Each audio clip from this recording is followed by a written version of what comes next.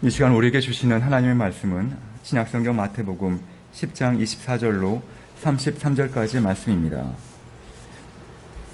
말씀을 봉독하겠습니다. 제자가 그 선생보다 또는 종이 그 상전보다 높지 못하나니 제자가 그 선생 같고 종이 그 상전 같으면 족하도다. 집주인을 바알세불이라 하였거든 하물며 그 집 사람들이리야.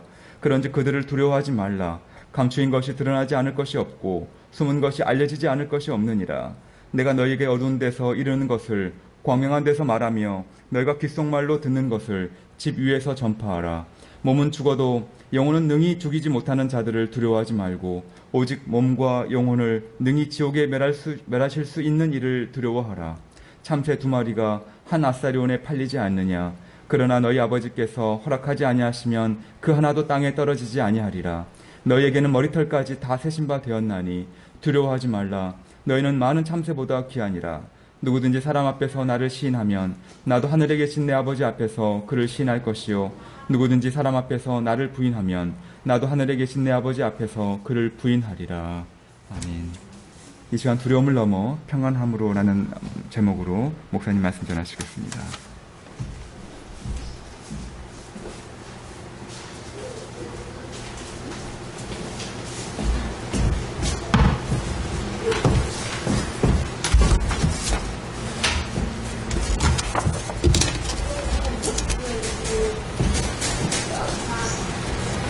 네, 오늘은 이 두려움을 넘어 평안함으로라는 제목으로 같이 말씀을 나누도록 하겠습니다. 여러분, 우리는 이 지구라는 땅에 살고 있습니다. 지구에는요, 수많은 종들이 삽니다. 수많은 생명체? 그 중 하나가 우리 인간입니다. 우리는 보통 우리가 전부인 양 살아갑니다. 우리만 있는 것처럼. 이 보이지 않는 우리 눈에 띄지 않은 생명체들, 동물들 별로 신경 안 씁니다. 이 지구 생태계에 대해서 그렇게 고민하고 사는 분들 많지 않을 겁니다. 우리 인간과 다른 동물들과 비교했을 때 근데 좀 고유한 특징들이 있죠. 우리 인간만이 가지고 있는 다른 동물들에게는 없는 고유한 특징들이 있습니다. 그런데 숨쉬고 먹고 배설하고 또 후손을 이렇게 번성해 나가는 것, 이건 공통적인 겁니다. 생명체라면요. 그런 의미에서 생명의 가치를 우리가 생물학적으로 우리가 이야기를 했지만 다 하나하나 소중한 가치들이 다 있습니다. 오히려 우리 인간들이 세상의 주인인 양 만물의 주인이라고 생각하고 살아가지만 엄밀히 말씀드리면 냉정히 말하면 우리 인간처럼 취약한 존재들이 없잖아요. 예, 다른 동물들에 비해서 힘이 센 것도 아니고 무기 이렇게 뭐 날카로운 이빨 예, 그 자기를 이렇게 보호하고 방어할 수 있는 무슨 가죽이나 이런 거 있지도 않습니다. 근데 우리는 지금까지 이 인류가 생존하면서 점점점 더 강력한 존재로 거듭나 왔습니다. 그게 가능했던 게 뭐냐면 뭐 잘 아시겠지만 뛰어난 이성이 있어요, 인간이. 이 자연을 순응하는 게 아니라 뭔가 이 생존의 위협을 극복하기 위해서 도구를 만들고 그러면서 자기를 보호하고 그리고 이제 이 자연 환경에서도 이 취약한 날씨가 춥고 그러면 집을 짓고 난방 시스템을 만들고 그러면서 점점점 입지를 강화해 갑니다. 그리고 먹고 사는 문제를 해결하기 위해서 다른 동물들처럼 배고픈 상태에서 잡아먹는 게 아니라 경제라는 걸 생각해가지고 경제 시스템을 만들고 또 경제를 통해서 그런 먹고 사는 문제를 해결해 나온 민족이, 이 종이 인간이라는 존재입니다. 그런 면에서는 독특하죠. 분명 다릅니다. 근데 문제는 뭐냐면 그렇게 뭐 경제도 발전시키고 문명도 발전시키는데 거기에 만족하지 못하고 뭔가 계속 그 욕망이 계속 뭔가를 추구하게 만듭니다. 우리 인간들은 현재 수준에 만족하지 못하고 뭔가 더 많은 걸 소유하고 더 많은 걸 만들어내야 뭐가 안전하다고 여기는 거죠. 그 욕망이 계속됩니다. 근데 아무리 이렇게 해도 우린 지금까지 근본적 불안에 시달리거든요. 인간으로서의 불안, 그 근본적인 불안. 혹시 그게 뭔지 아십니까? 끊임없이 우리는 뭐 죽을 때까지 이 생존에 대한 불안이 있어요. 겉으로는 안전스러워 보이지만 늘 미래에 대한 불안, 염려가 있어요. 근데 그게 죽음에 대한 두려움, 누군가에 대한 소외에 대한 두려움, 소외. 이런 두려움들이 다 있습니다. 이걸 극복하려고 만든 게, 이 제도화 시킨 게요, 그게 국가라는 거예요. 그런 염려스러운 사람들이 모여서 그걸 좀 안전하게, 좀 자기 생존이라 죽음에 대한 두려움에서 벗어나기 위해서 만들어진 게 국가라는 제도입니다. 이 국가가 그 욕망이 팽창해져가지고 강력한 힘을 또 그렇게 수많은 주변의 약소국들을 이렇게 억누르고 핍박하는 게 제국의 역사잖아요. 지금까지 우리 인류의 역사는 나라가 만들어지고 나라가 힘이 세지면 주변의 나라들을 복속하고 전쟁을 일으키면서 그 제국의 가치관으로 계속 정복해 나가는 거예요. 보통 이제 나라의 힘이 커지고 강대국이 되면 두 가지를 통해서 주변의 나라들을 이렇게 제압해 나가잖아요. 군사력 아니면 약간 좀 이렇게 회유하는 정책으로 문화. 예. 더 앞선 문화를 통해서 선망을 갖게 하잖아요. 예. 선진 문화에 대해서. 이 두 가지입니다. 군사력과 문화인데, 이 모든 것들이 결국은 인간이 갖고 있는 내면에 있는 근본적 불안을 극복하고자 하는 마음에서 이 나라를 만들고 그 나라가 점점 더 그 안전스러운 나라를 만들기 위해서 주변 나라를 다, 위협스러운 나라를 다 없애버리는 거예요. 오직 하나의 가치관으로. 제국의 가치관만 인정해주고 아니면 강하게 핍박하고 저항을 못하게 만드는 게 지금까지 2차, 1차, 2차 뭐 식민지 제국의 역사입니다. 그 이 욕망의 증거가 여전히 계속되잖아요. 미국, 중국 여전히 파워게임 하잖아요. 예. 다 욕망의 증거입니다. 그럼 예수님이 계셨을 때 이 초기 기독교에는 어떤 제국이 있었습니까? 그런 욕망의 화신. 이 로마잖아요. 로마 제국이잖아요. 로마 제국 시대에 예, 작은 유대 땅에 예수님이 계신 거예요. 역사적으로는. 로마도 마찬가지입니다. 로마도 이 지중해를 비롯해서 수많은 나라를 정복해 나가면서 두 가지 정책을 핍니다. 당근. 말 잘 들으면 자치권도 인정해주고 종교의 자유도 주고 이렇게 해줘요. 근데 조금만 저항하거나 반항하면 잔인할 정도로 가혹하게 억누릅니다. 그게 뭐냐면요. 이 로마의 독특한 제도 중에 하나가 십자가 처형이잖아요. 십자가형. 십자가형은 정치형입니다. 정치 반역죄에 해당하는 사람들을 처벌하는 이 제도가 십자가예요. 로마는 이 수많은 나라를 다스리기 위해서 법과 제도를 엄청나게 발달시킵니다. 합법적으로 다스리겠다는 거예요. 합법적으로. 근데 그의 그 대표적인 게 이 십자가의 처형입니다. 근데 당시에 수많은 사람들이 십자가에 달려 죽습니다. 그 중에 한 분이 예수 그리스도예요. 그러면 인간적인 눈으로 봤을 때 예수가 십자가에 처형을 당했을 때에 그 당시 사람들은 예수를 어떻게 보았겠습니까? 예수를 믿지 않은 사람들이요. 예수의 이 모습을 보면서 뭐라고 여겼겠습니까? 많은 사람들이 그 모습을 보면서 수많은 사람들을 고치고 또 구제하고 살리고 그리고 막 메시아다 구세주다 그랬는데 가장 비참하게 십자가에 달려 죽어버린 거예요. 그러니까 믿기가 어려운 거죠. 정말 믿기 어렵습니다. 그런데 유독 정말 소수인 예수의 제자들과 그를 따르던 무리들이 오히려 예수가 죽고 나서 더 살아납니다. 예. 예수가 부활하셨다. 예수가 진정 그리스도다라고 더 힘있게 전파하기 시작합니다. 그런데 이런 복음을 전했을 때 받아들이기 어렵죠. 한번 생각해 보세요.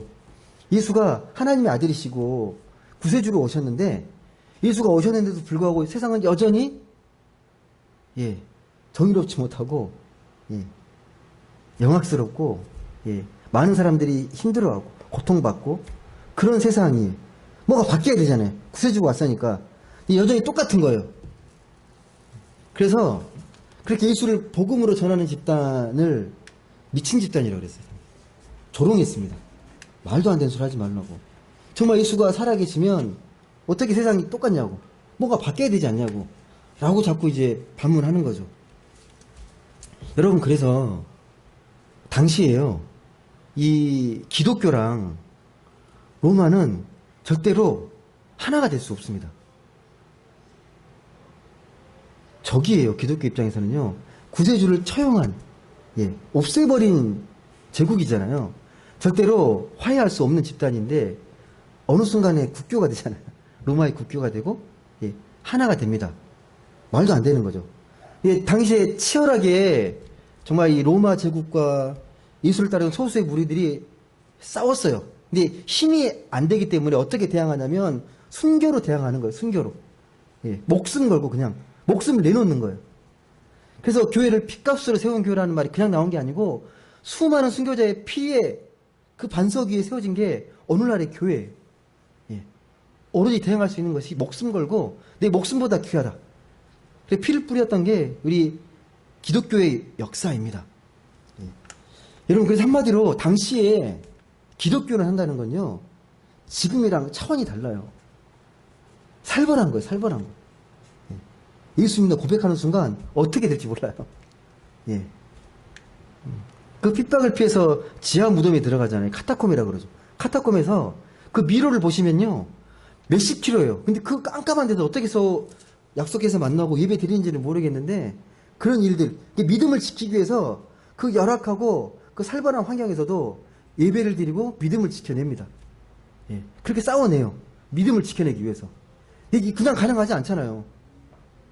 믿음 없이는 도저히 할 수 없는 일들이잖아요. 왜 제가 이렇게 말씀을 드리냐면, 그런 당시 초대교회, 그 기독교의 상황, 예수 당시에 로마 제국의 그 상황을 두시고 이 말씀을 보세요. 그 말씀이 그냥 예사롭지 않게 여겨질 겁니다. 여러분, 오늘 말씀 마태복음 10장, 오늘 읽었던 말씀 그 전에요, 예수님이 미리 제자들이 당할 두려움에 대해서 미리 말씀을 하십니다. 걱정하시면서. 어떤 고난이 닥칠지를 미리 알고 계세요. 그게 마태복음 10장 16절에서 18절까지의 기록이 되어 있습니다. 한번 같이 보시겠습니까? 앞으로 어떤 일이 벌어질지를 명확히 이야기합니다. 같이 읽어보겠습니다. 시작. 보라, 내가 너희를 보냄이 양을 이리 가운데로 보냄과 같도다. 그러므로 너희는 뱀같이 지혜롭고 비둘기같이 순결하라. 사람들을 삼가라. 그들이 너희를 공회에 넘겨주겠고 그들의 회당에서 채찍질하리라. 또 너희가 나로 말미암아 총독들과 임금들 앞에 끌려가리니 이는 그들과 이방인들에게 증거가 되게 하려 하심이라. 그대로 보여주는 거예요. 너희가 복음을 전할 텐데, 어떤 일이 벌어지는지를 명확히 이야기합니다. 양을 이리 가운데 보낸 것 같다. 먹잇감이잖아요. 먹잇감이에요.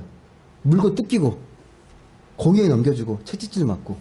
그게 앞으로 나타날 이 제자들의 삶의 역사입니다. 미리 예언을 하시는 거죠.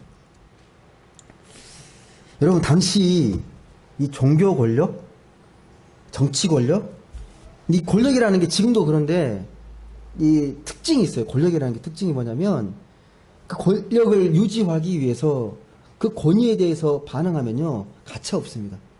무조건 순종하기를 원해요. 이 당시에 유대교라는 이 종교 권력, 로마라는 정치 권력을 절대화시켜요. 감히 대항할 수 없을 정도로. 그래서 반항하게 되면 폭력을 해서라도 못하게 하고 겁박하고 또 마녀 사당하듯이 이게 음모로 다 가둬둬서 다 처형시키고 때로는 회유하기도 하고 말 잘 들으면 더 좋은 여건에서 생활할 수 있게 해줄게. 이게 권력의 특징입니다. 회유하거나 강하게 핍박하거나. 여러분, 이게 정말 두려운 일이잖아요. 예수 믿는다는 게 쉽지 않은 일인데, 정말 두려운 일인데, 이런 상황 가운데서 예수님이 두려워하지 말라고 3번이나, 오늘 말씀 보시면 3번이나 강조해서 이야기해요. 두려워 말라. 두려워 말라. 두려워하지 말라. 첫 번째 그 26절 보시면 이렇게 말씀합니다. 그 두려워하지 말라고 하시면서 26절 한번 같이 읽어보겠습니다. 시작. 그런즉 그들을 두려워하지 말라. 감추인 것이 드러나지 않을 것이 없고 숨은 것이 알려지지 않을 것이 없느니라. 여러분, 이 두려움, 두려움이 자꾸 나오니까 두려움은 왜 두려운 거예요? 왜 두려운 거죠? 왜 두려울까요? 사람들이 겁먹고 두려워하는 이유는 뭡니까? 예? 예? 아, 그렇죠. 예. 이 권력 앞에 사람들이 주눅이 들잖아요. 힘 앞에서. 예. 근데 사람들이 겁먹고 두려워하는 이유 중에 하나가 그러니까 나는 진실한데, 나는 이게 진심이라고 믿는데 그걸 이해받지 못하고 오해받은 것 같은 두려움이 있잖아요. 예. 나는 정말 예수님 살아계신다고 전파하고 싶은데 그걸 믿어주지 않고 오해하고 또 핍박하면 두렵잖아요. 두려울 수밖에 없는 거죠. 제자들도 똑같아요. 복음이 세상에서 인정받지 못할까봐 두렵습니다. 처음에는 매우 두려워합니다. 어쩌면 다른 사람으로부터 인정받지 못하는 것뿐만 아니라 더 깊이 들어가 보면요.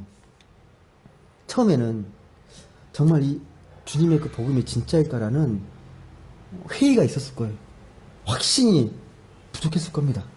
전하면서도. 그게 이런 게 두려워하지 말라. 그 마음 주님이 충분히 헤아리시면서 두려워하지 말라고 말씀합니다. 그러니까 예수가 우리를 재용서해주고 예수의 십자가 부활로 우리가 새 생명 얻었다. 구원받았다는 게 복음인데 그 복음을 인정받기가 쉽지 않은 거죠. 어떻게 설득을 시킬 거예요? 이게 복음이라고. 다시 말씀드리지만 유대인들이 계속 공격하는 게 그거예요. 예수가 메시아라는 근거를 대라는 거예요. 근거. 왜 예수가 메시아라는 거예요? 예수가 오셔도 여전히 세상은 악하고 비열하고 이렇게 부정의 판을 치는데 예수가 왔으면 달라져야지 왜 안 달라지지 않았냐는 거예요. 똑같지 않냐고. 세상은 변하지 않았기 때문에 메시아가 아직 안 왔다는 거예요. 여전히 유대인들은 메시아를 기다립니다. 메시아를 기다립니다. 여러분 제자라면 어떻게 대답할 수 있겠습니까? 나는 복음이라고 확신하지만 그걸 전할 수 있는 그 용기와 그 진실한 마음들을 어떻게 표현할 수 있겠습니까? 한번 여러분 정말 냉정하게 한번 생각해 보십시오. 냉정하게 하나님께서 2000년 전에 왜 굳이 유대 땅에, 유대라는 작은 땅에 이 베들레헴 예수라는 이 남자 유대인, 이 남자 유대인이 30세가 됐을 때 십자가에 달려서 돌아가게 하셨을까요? 근데 왜 이게 우리에게 구원이 됐을까요? 굳이 꼭 그렇게 하실 필요가 있었을까요? 여러분 어떻게 생각하십니까? 여러분 이걸 만약에 질문하면 좀 믿음으로 좀 믿어. 이거 안 되는 거예요. 또. 예, 믿음 강요하는 게 아니거든요. 예. 여러분 설명하기 어렵잖아요. 근데 오늘 그 내용을 우리가 알 수 없는 것들에 대해서 말씀하는 게 아니라 분명한 건 약속하신 말씀이 있어요. 오늘 읽었던 26절 말씀 뭐라고 그럽니까? 분명히 말씀하시잖아요. 읽었지만 26절에 감추인 것이 드러나지 않을 것이 없고 숨은 것이 알려지지 않을 것이 없느니라. 우리가 지금 이해하지 못하지만 언젠가 반드시 때가 되면요 다 드러난다는 거예요. 그 진실이 왜 그렇게 하셨는지에 대한 진실이 다 드러난다는 거예요. 이게 우리 생각은 그렇잖아요. 하나님 어떤 분이십니까? 이 세상을 창조하시고 이 우주 만물을 운행하시는 전지전능하신 하나님이신데 그 하나님이 굳이 우리를 구원하시기 위해서 왜 이런 방법을 택하시냐는 거죠. 그냥 말씀 한마디로 구원하실 수 있을 것 같은데 말씀 한마디면 다 될 것 같은데 왜 굳이 예수 그리스도를 통해서 그 고난의 십자가를 지게 하시고 그래서 부활하게 하셔서 우리의 생명이 되게 하셨냐. 깊은 뜻을 우리가 어떻게 알 수 있냐라는 거죠. 여러분, 분명한 건요. 우리가 그 내용은 다 알 수 없어도 그 증거는 나타납니다. 증거. 그 결과들이, 열매들이 나타나요. 예수가 구원이다, 생명이다, 부활하셨다라는 게 제자들을 통해서 고스란히 드러납니다. 그 전까지는 이제 예수가 십자가에 달려 돌아가시고 한동안 피해 다녔잖아요. 예수들이. 숨어 지냈거든요. 너무 두렵고 무서워서 다 잡아들이려고 하니까 이제 예수 믿었던 사람들을. 근데 예수가 부활하시고 제자들을 찾아와서 만나시고 나서 제자들이 180도 바뀌잖아요. 담대히 복음을 전하기 시작합니다. 예. 로마의 그 권력과 유대의 그 종교 권력에 전혀 무서워하지 않고 담대하게 복음을 막 전하기 시작하는 거예요. 담대하게. 누구나 할 것 없이 제자들이 나가서 이제 성령을 체험한 사람들이 나가서 복음을 뭐 강하게, 담대하게 전합니다. 이 그들의 신앙을 통해서 예수가 생명이고 구원이라는 게 증거가 드러나기 시작합니다. 제자들을 통해서요. 여러분 28절을 보시게 되면 이런 말씀이 있어요. 28절. 28절 말씀. 이 말씀이 아마 제자들에게 가장 강력하게 꽂혔던 말씀이었다고 저는 생각하거든요. 28절 말씀. 한번 같이 읽어보겠습니다. 시작. 몸은 죽여도 영혼은 능히 죽이지 못하는 자들을 두려워하지 말고 오직 몸과 영혼을 능히 지옥에 멸하실 수 있는 일을 두려워하라. 아멘. 여러분 이건 나중에 이 마태라는 제자가 성령의 영감으로 예수님의 그 삶과 마음을 고백하며 쓴 거잖아요. 이게 꽂혔던 것 같아요. 이걸 알았던 것 같아요. 그 비밀, 그 생명의 비밀. 몸은 죽여도 영혼은 죽이지 못하는 자들을 내가 왜 두려워하는가? 그 은혜의 말씀을 주신 거잖아요. 그 말씀을 기록한 거거든요. 내가 왜 이렇게 두려워 떨고 있지? 내가 예수 믿는 사람인데 몸은 죽여도 영혼은 죽이지 못하는 하나님이 살아계시는데 내가 왜 이렇게 두려워하지? 몸은 죽여도 영혼은 죽이지 못하는 자들이 세상 권력자들이잖아요. 무섭죠, 솔직히. 예. 그들의 그 서슬퍼런 권력. 우리나라도 그랬잖아요. 예. 박정희 시대 또 전두환 이 군사 정권 시대 얼마나 서슬퍼랬습니까? 말 한마디 못하던 시절이 있었거든요. 그런데 오늘 말씀에 분명히 나와 있지만 그들이 아무리 우리에게 겁박하고 목숨을 위협해도 몸은 어떻게 할지언정 우리의 영혼은 함부로 할 수 없다는. 왜? 그 영혼은 하나님께서 주원하시고 하나님이 보호하시기 때문에 영혼을 어찌하지 못한다는 거예요. 그래서 담대히 복음을 전하는 거예요. 이게 강렬하게 체험됐기 때문에 더 이상 두려울 게 없는 거잖아요. 제자들에게는. 여러분 엄밀히 몸과 영혼이 분리는 되는데 구분은 되는데 분리가 되진 않습니다. 영향을 받아요. 몸의 상태에 따라 영혼이 영향을 받습니다. 예를 들면 여러분 어느 두 남성이 있는데 친구예요. 친구인데 열심히 뭐 공부해서 이제 취업을 한 거죠. 똑같은 회사에 취업을 했어요. 똑같은 회사에 취업해서 똑같은 연봉을 받습니다. 그리고 가정을 이뤘어요.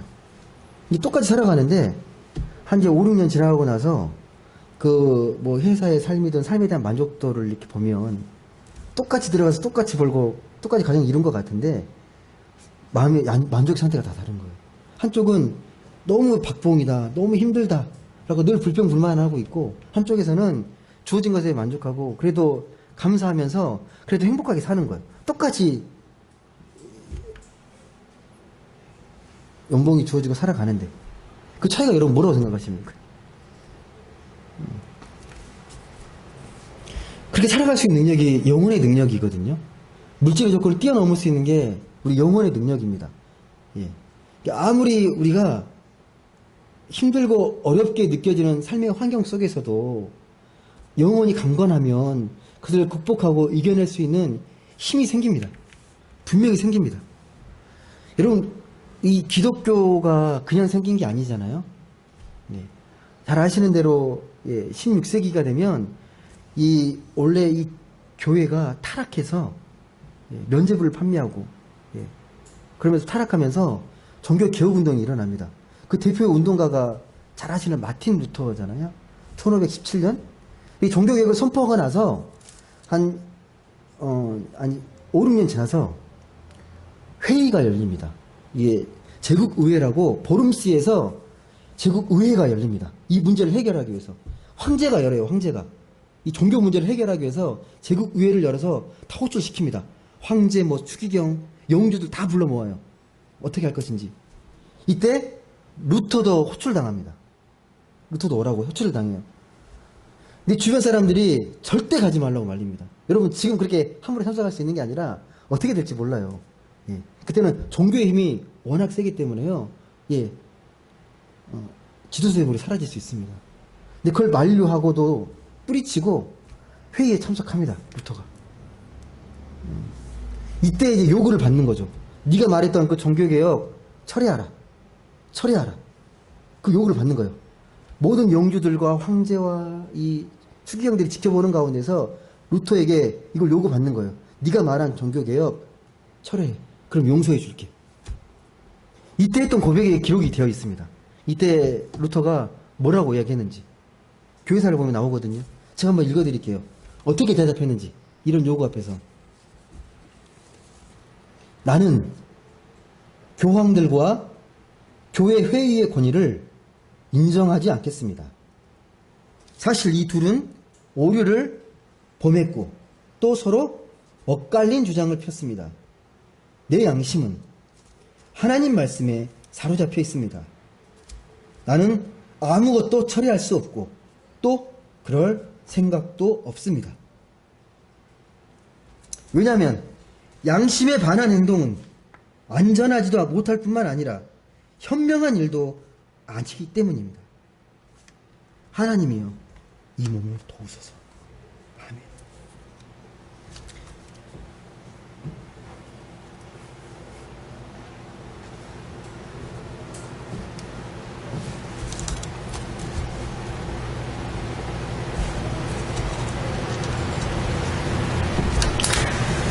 이게 루터의 고백입니다.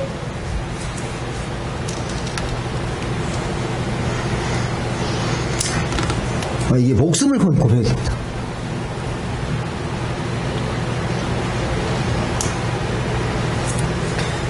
그 어떻게 이렇게 살벌한 종교재판에 두려움을 이겨낼 수 있을지.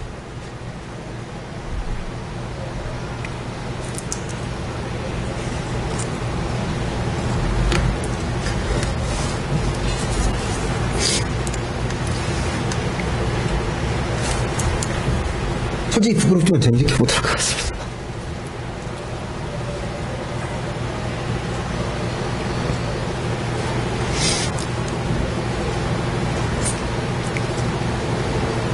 이 고백에도 나와 있지만 그 양심이 아마 하나님의 말씀을 사로잡혔기 때문에 이렇게 했던 것 같습니다.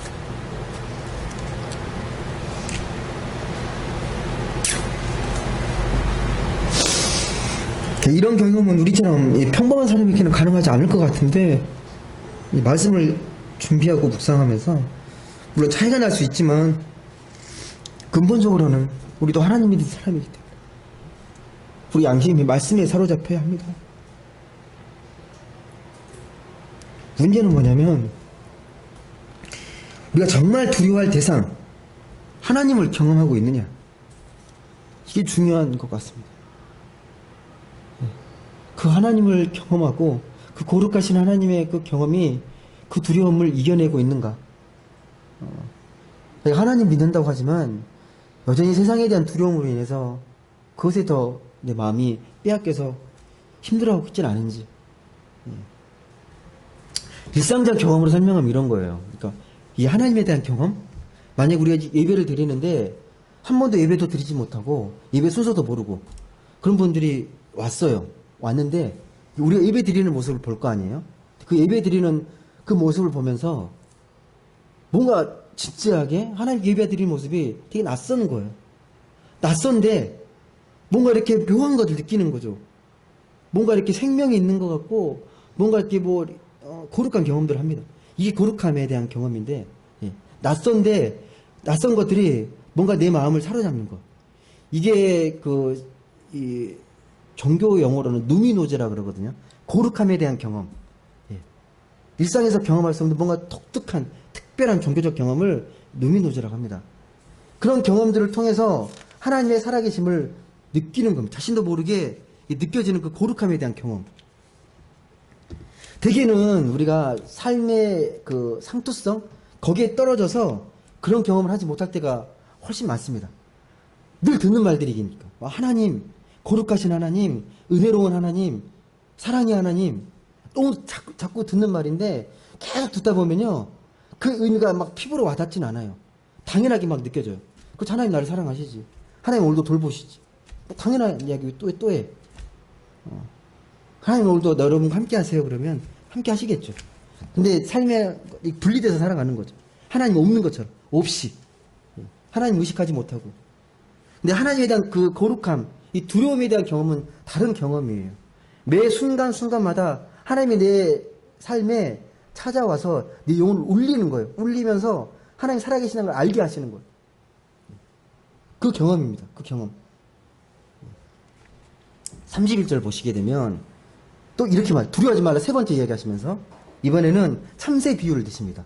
한번 읽어보겠습니다. 시작. 31절 시작. 두려워하지 말라 너희는 많은 참새보다 귀하니라. 여러분 이 말씀 꼭 기억하십시오. 여러분은 정말 귀한 존재입니다.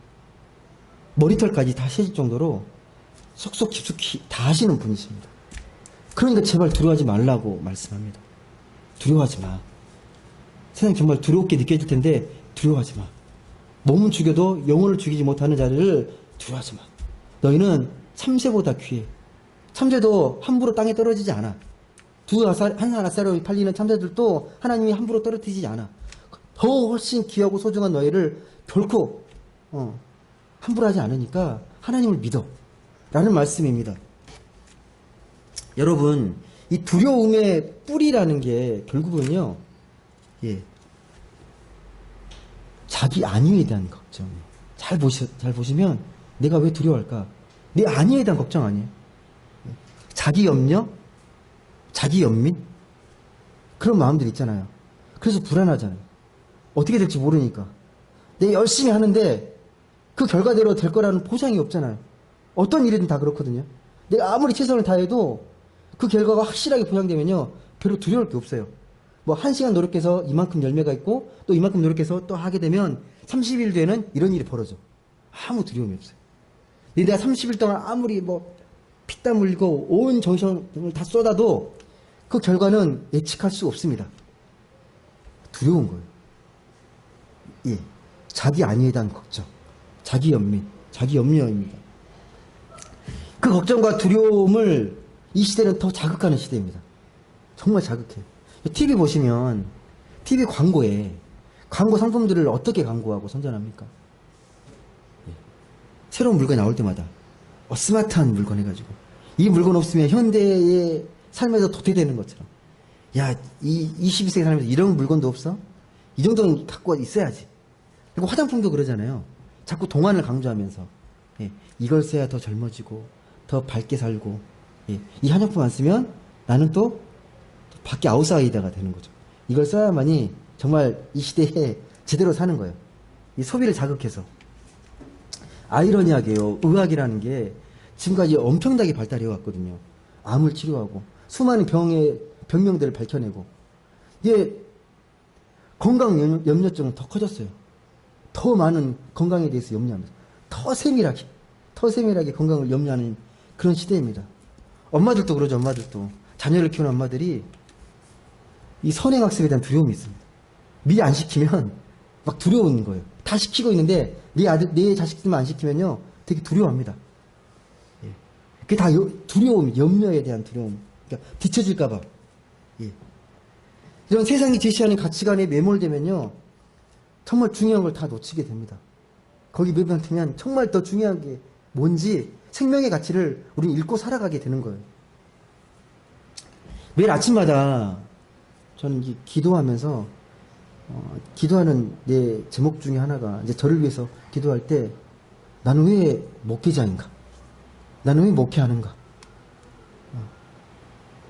지금까지 계속 드리는 질문인데 드릴 때마다 자꾸 우리가 흔들릴 수 있고 본질을 놓치기 때문에 계속 기도합니다. 그러면서 찾아가는 정답 중에 하나가 결국은 그거 같아요. 행복한 목회자 되고 싶다. 행복을 전하는 사람이 되고 싶다라는 저희 소망과 바람입니다. 여러분 한국교회가 한국교회 많은 목회자들이 교회가 크던 작던 걱정 복다리를 안고 살아가요. 제가 같은 목회자니까 제가 알아요. 교회가 크면 큰 대로 걱정, 작으면 작은 대로 걱정. 그 걱정의 대부분은 그 교회에 대한 걱정을 하면서 뭔가 교회를 좀 더 성장시키고 좀 더 발전시켜서 좀 더 인정받고 싶은 욕구들이 정말 강해요. 지금의 모습이 아니라 좀 더 나은, 좀 더 교회에 사람들이 많이 몰려오고 교회 사람도 더 많이 늘어나고 그걸 누가 더 싫어하겠습니까? 당연히 다 좋아하는 일들인데 그거에 대한 걱정에 다 사로잡혀 있어요. 그래서 별로 평안함이 없어요. 솔직히 말씀드릴게요. 제 목사 동기들 또 다른 목사님들 이야기 들어보면 평안함이 없습니다. 늘 걱정을 안고 살아요. 근데 아무리 좋은 마음이라도 이런 마음들이 점점 커지면요. 아까 말씀드렸잖아요. 자기 염려, 두려움에 휩싸이게 돼요. 어떤 거든 다 똑같아요. 겉으로는 그렇게 말하죠. 교회를 위하고 하나님을 위해서 하나님 나라 확장을 위해서 이렇게 합리화시키지만 결국은 그 염려의 끝은 자기 아니에요. 자기 아닙니다.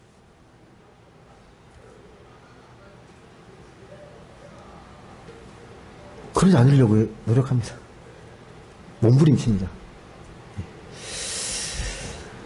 여러분 어떻게 하면 우리는 그런 자기 염려로부터 자유로워질 수 있겠습니까?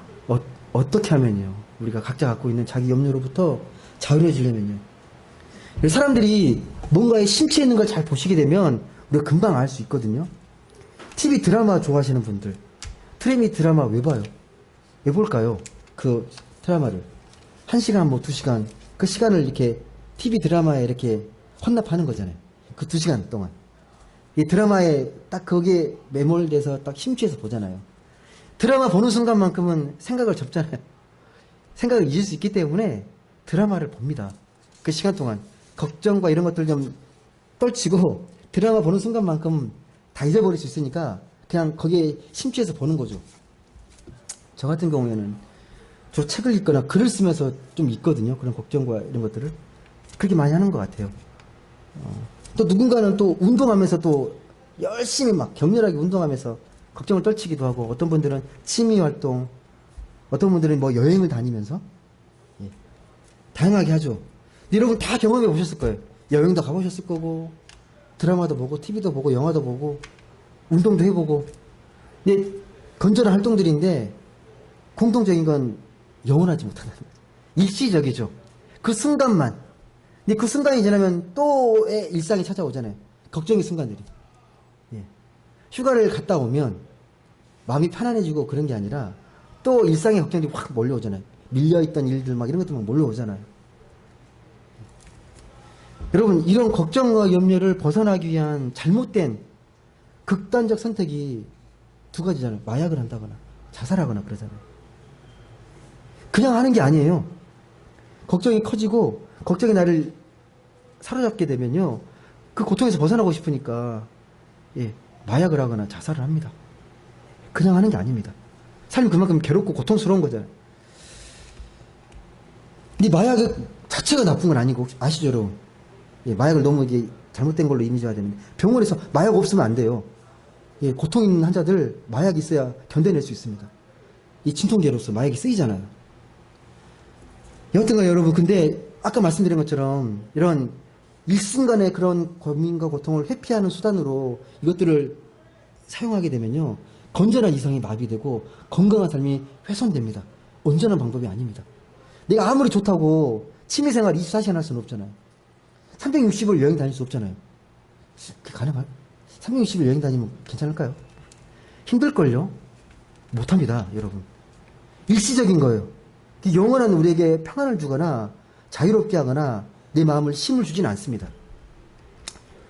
여행 갔다 오면 더 평안하던데, 저는. 이제 감히 말씀드려요, 여러분. 최선의 길은 오늘 말씀을 잘 보시면 하나님을 경험한, 하나님을 좀 더 깊이 있게 온전하게 지금보다 더 나은 모습으로 내가 생각하는 하나님의 생각에 갇혀 있는 게 아니라 더 풍성하신 그 사랑과 은혜, 그 하나님을 경험하는 겁니다. 왜? 하나님이 우리의 생명을 창조하시고 지금도 우리를 생명으로 이끄시고 우리를 생명으로 완성하시는 분이 하나님이시기 때문에 우리가 하나님을 신뢰하지만 누구를 신뢰하겠습니까? 그 하나님을 신뢰해야 합니다. 이런 말이 너무 당연하게 들릴지 모르겠지만 여러분, 하나님의 경험은요, 이렇게 생각하시면 됩니다. 시편에 많이 기록되어 있는데 어머니 품으로 기억하시면 돼요. 하나님께 안기는 건 어머니 품에 안기는 것 같은 그런 경험입니다. 여러분, 아이들이 그러잖아요. 아이들이 어머니 품에 안기면 모든 걱정과 그런 마음의 그런 어려움들 다 있잖아요. 그 안기는 순간 어머니와 아이가 이렇게 함께하는 순간만큼은 아이가 어떤 것도 두려워하지 않습니다. 걱정도 없습니다. 근데 하나님이 그런 어머니의 품과도 같은 분이시고 우리를 그렇게 안아주시는 분이십니다. 그러니까 우리가 하나님께 온전히 안겼을 때 그 느껴지는 그 느낌, 그 평안함, 그 고요함을 더 많이 느끼셔야 돼요. 힘들고 어려울 때 자꾸 하나님께 안기셔야 됩니다. 하나님 품속으로 자꾸 들어가셔야 돼요. 세상의 품속으로 들어가지 마시고 하나님 품속으로 들어가셔야 합니다. 여러분, 그런 경험을 자꾸 하셔야 그 하나님 경험이 든든하게 내 삶을 지키고 어떤 두려움에서 이겨낼 수 있는 힘을, 그 신앙의 힘을 우리에게 허락합니다. 근데 이런 경험이 부족하잖아요. 그러면 하나님을 믿어도 철없는 아이처럼 이 떼 쓰는 신앙이 될 수 있어요. 때를 쓰는 신앙. 말씀을 맺겠습니다. 여러분, 어머님 품에 안긴 아이는요, 참된 안식과 참된 쉼을 경험합니다. 우리 기독교 신앙에서 안식은요, 아까 말씀드렸던 이 불안에서 벗어나는 것. 근데 그 불안의 속성, 죄와 죽음, 이 고통의 불안에서 해방되는 거거든요. 그 해방의 길이 우리는 예수의 십자가와 부활에 있다고 믿는 그런 사람들입니다. 그 길이. 하나님이 허락하신 그 길. 그래서 우리가 그 길을, 그 하나님을 온전히 경험할 수만 있다면 내 인생이 수고와 무거운 짐이 아니라 안식으로 받아들일 수 있습니다. 예수님이 이 제자들에게 주신 그 말씀을 오늘 다시 여러분들에게 다시 오늘의 말씀으로 전하면서 말씀을 마치겠습니다. 사랑하는 여러분, 몸은 죽이나 영혼은 죽이지 못하는 세상을 두려워하지 마십시오. 하나님은 예수를 구주로 믿는 우리를 그분의 사랑으로 품어주십니다. 그런 하나님의 사랑의 안식을 깊이 느끼면서 평안하시길 바랍니다.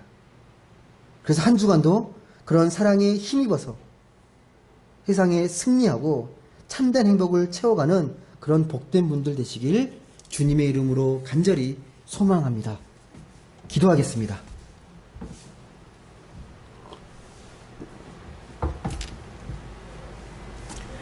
사랑의 하나님, 감사합니다. 오늘 또 귀하고 복된 주일을 맞아 하나님께 예배케 하시니 감사합니다. 하나님, 우리가 하나님 믿는 하나님의 자녀임에도 불구하고 우리의 마음은 늘 걱정과 근심, 불안에 늘 휩싸입니다. 하나님, 우리의 이 불안한 마음을 긍휼히 여기사 하나님을 더 깊이 경험하고 하나님의 그 사랑과 은혜의 손길을 깊이 체험하며 이 세상의 두려움을 극복할 수 있는 그런 영혼의 능력, 그 신앙의 힘을 우리에게 온전히 부어 주옵소서. 순간순간마다 힘들고 어려울 때마다 지칠 때마다 성령께서 찾아와 주셔서 우리를 일으켜 세우시고 우리에게 새 힘과 용기를 불어넣어 주셔서 우리가 온전하게 담대하게 하나님의 자녀답게 살아가고 승리할 수 있도록 주님 축복하여 주옵소서. 감사드리며 사랑이 많으신 예수님의 이름으로 기도드립니다. 아멘.